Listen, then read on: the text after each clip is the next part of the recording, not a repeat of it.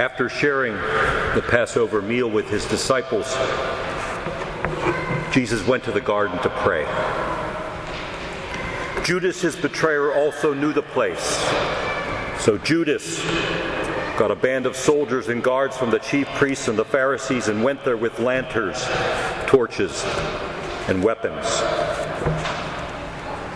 "O Judas, what have you done?"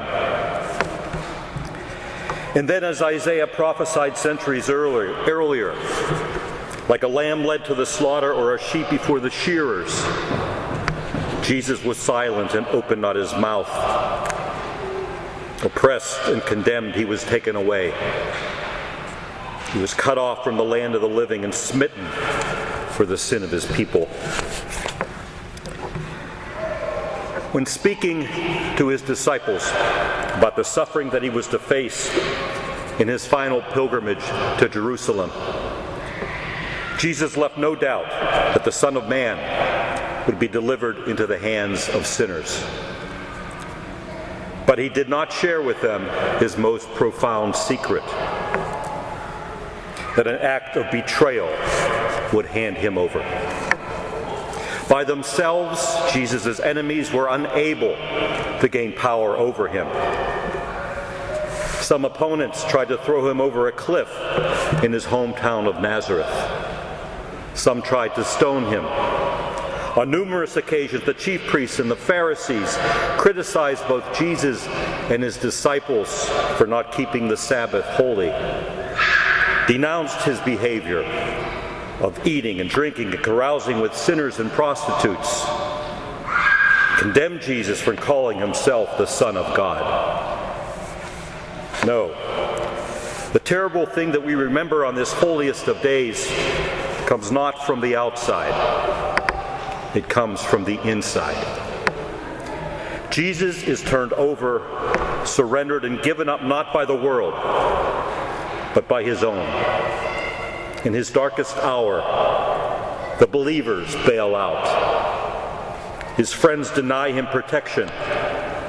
When threatened, his disciples no longer want to face the burden of being associated with him. His companions leave him to the others.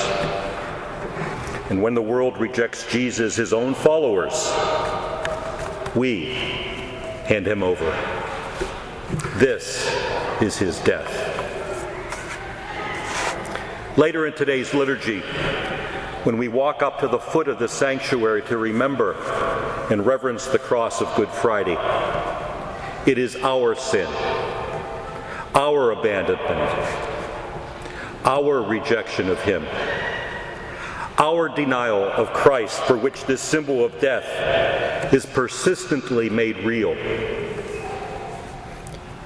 Perhaps we find ourselves burdened by such thoughts, or by the sadness of remembering today. But in our sorrow, let us also come forward to the cross as a people of hope. Let us never forget that it is always Good Friday and Easter Sunday at the same time. We gather in front of the cross of Calvary, knowing the victory of the risen Christ. Believe in that power. Believe that it makes our yoke easy and burdens light. Let us always trust in the eternal truth proclaimed by St. Paul. If God is for us, who can be against us?